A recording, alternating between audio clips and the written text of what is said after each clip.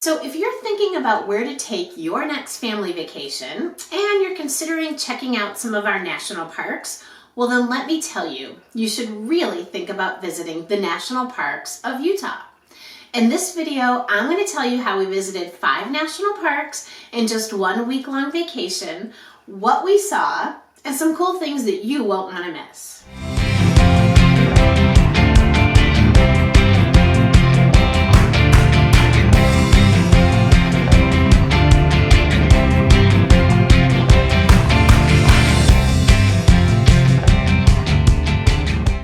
Hi, I'm Sharon Rowley from Mom of 6, and today I am sharing with you an amazing family road trip that we took this summer to see the national parks of Utah. In the span of just 1 week, we visited Arches National Park, Canyonlands National Park, Dead Horse Point State Park, Grand Staircase-Escalante National Monument, Zion and Bryce Canyon National Parks, and let me tell you, they were amazing. So let me walk you through an itinerary that lets you do all of these things. Now, when it comes to getting out to Utah, you can fly in and out of Salt Lake City or Las Vegas. And our first destination will be the town of Moab, which is about a 4-hour drive from Salt Lake or about 6.5 hours from Vegas. So Moab will be your home base for visiting both Arches and Canyonlands, as well as Dead Horse Point. And day 1 is just all about getting there. Maybe exploring the town a little bit and dining out at a fabulous restaurant. We personally loved the Sunset Grill. On day 2, it's time to get out and explore Arches. But first, let me share a couple of tips with you. So the first thing is you want to buy a national park pass. It costs about $80. You can order it ahead of time online. It's good for your year, and it's going to save you money if you happen to go to more than 3 national parks in a year. My second tip is head out to visit the parks early, especially if you're visiting in the summer. The more popular trails will be less crowded, and most importantly, you'll beat the heat of the day. In Arches, we started our day hiking to Delicate Arch, and then we followed that hike with one to see Landscape Arch.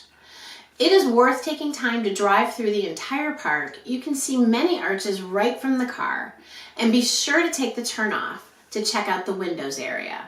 Now, a great way to cool off in the afternoon is to take a ride on a river tube down the Colorado River, which we did using the company Canyonlands by Night. The day 3 itinerary will have you driving 30 miles to see Canyonlands National Park and the Island in the Sky District. I highly suggest getting there right after sunrise and start your visit by hiking to Mesa Arch. It is so unique because it's an arch that's above a cliff that drops way down into the canyon. Continue on to Grandview Point Trail and take the 2-mile hike along the rim of the canyon, and you'll get an incredible 360-degree view. On the way out of Canyonlands and your way back to Moab, be sure to stop at Dead Horse Point State Park for incredible views of the Colorado River sweeping around a small peninsula where cowboys used to pen up wild mustangs.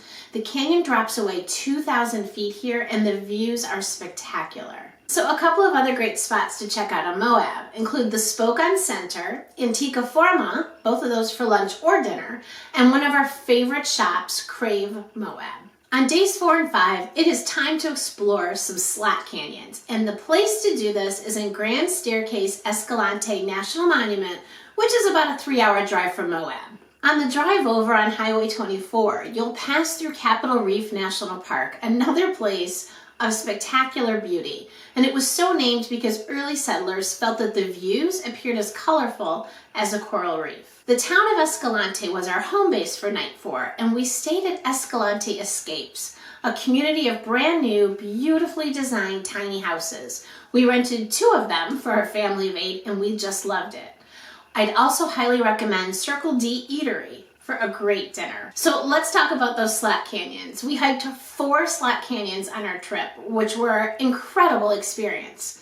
So what exactly is a slat canyon? Well, it is a very narrow and tall canyon that's formed when water rushes over rock.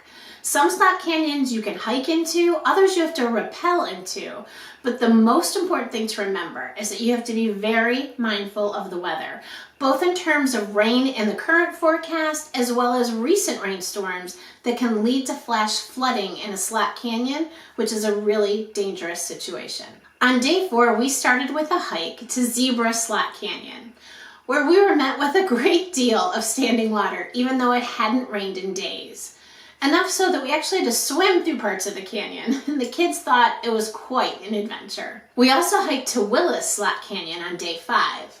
Now, 2 slots that we didn't get to do that are on our list for the next time we go out to Grand Staircase are Peekaboo Gulch and Spooky Gulch. For a look at those hikes, you can check out the travel blog Earth Trekkers. After a hike through the Willis Creek Slot Canyon, we drove 2.5 hours to get to the town of Canaryville, where we hiked the Canaryville Falls Slot Canyon. And that one is unique because you actually hike up 2 waterfalls along the way. We made our home base for the next 3 nights in the town of Verkin, Utah, which was a great jumping off point to explore both Zion and Bryce Canyon, 2 spectacular national parks that you just have to see. We spent day 6 in Zion, where our group split into 2. The most adventurous among us tackled the daunting Angel's Landing Trail. It's a unique fin-like mountain formation that juts out into the main canyon.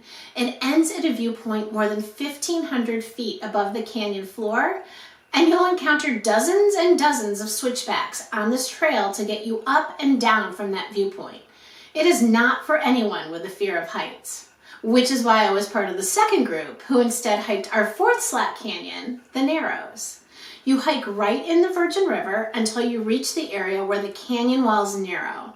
Hiking in the water made it challenging, but it kept us cool, and it was one of the best hikes of my life. On day 7, we headed to see Bryce Canyon, where we started on the Wall Street section of the Navajo Trail, and then connected to the Peekaboo Trail that eventually led us out of the canyon at Bryce Point. The vistas around each bend in the steep trail were more incredible than the last, and this is another one of the best hikes of my life. We ate some fantastic meals during this leg of the trip that we highly recommend, including the Stagecoach Grill in Verkin, the Bit and Spur in Springdale, and the Cliffside Restaurant in St. George, so you might want to check them out too. I know that on our week-long road trip that we just barely scratched the surface of everything there is to see and do in southern Utah, and I know it will not be our last trip out there. And a trip to this area of the country can easily be combined with a visit to the Grand Canyon, Antelope Canyon, or even Lake Powell. Thank you so much for watching. I'll see you soon.